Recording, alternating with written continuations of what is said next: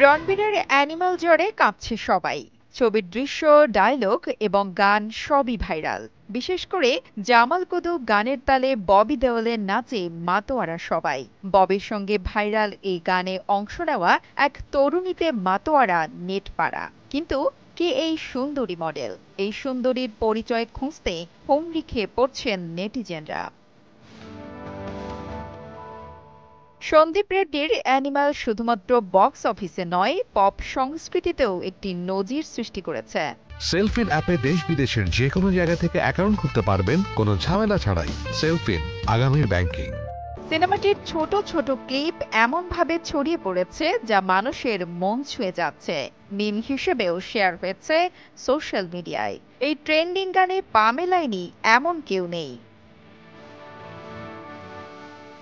Jamal Kudu গানটি সিনেমায় Bobby দেওলের entry গান হিসেবে ব্যাকগ্রাউন্ড মিউজিকে ব্যবহৃত একটি ফার্সি গান। গানটি এতটা জনপ্রিয় হয়ে উঠেছে যে লোকমুখে গুনগুন করতেও শোনা যাচ্ছে।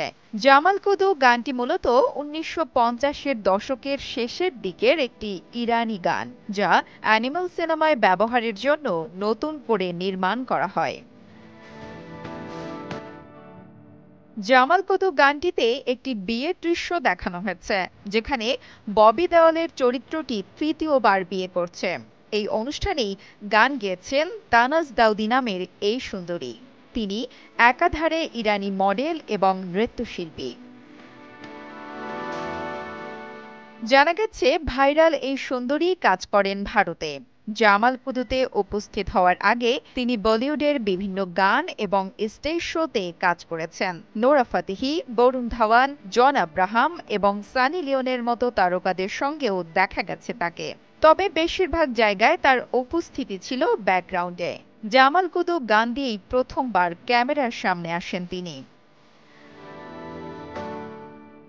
জামাল কুদু গানটি মূলত তানাজের জীবন বদলে দিয়েছে। ভারতে তার খ্যাতি যেভাবে আকাশচুম্বী হয়েছে, তাতে অনেকে নতুন জাতীয় ক্রাশ বলেও অভিহিত করছেন তানাজকে।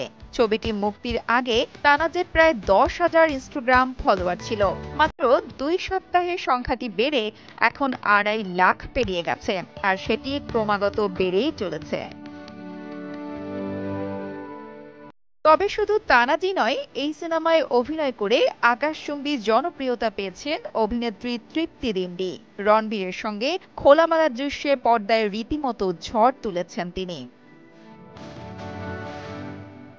নুসরাত জাহান কলি, কালবেলা।